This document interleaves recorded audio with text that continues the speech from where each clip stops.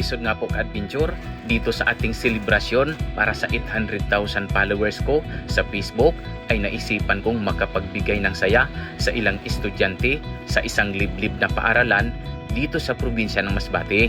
At dito nga po sa part na to ka-adventure ay kasama ko si Nyoko Adventure, Dungs Karaon at namili kami ng mga pang giveaways at mga lulutuin na rin para sa mga bata dito sa isang supermarket sa Masbate City.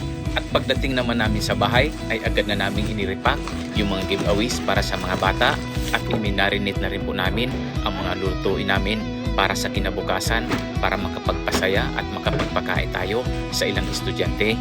At kung nakasubaybay pa rin po kayo sa video na ito ay pwede niyong suportahan ang aming page sa pamamagitan ng pagpindot ng heart button at pag-share na rin ng video na ito.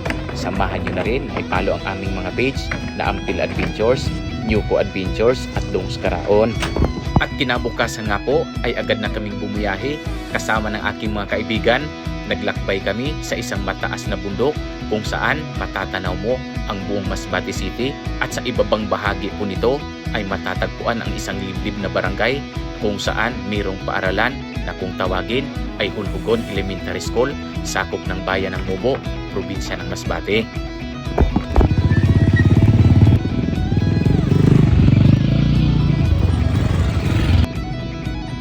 Idol, sa pamamagitan po ng pag-share nyo sa video na ito ay makakatulong na po ng marami yon, dahil ang kikitain po sa video na ito ay itutulong din po natin sa mga nangangailangan at siyempre sa mga deserving na school na matutulungan natin sa pamamagitan ng pag-share nyo sa video na ito.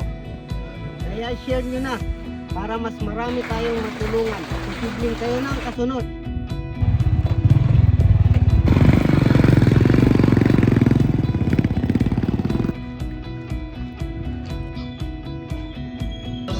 Na pag-welcome sa amin. Ako nga para si Nyoko TV o sa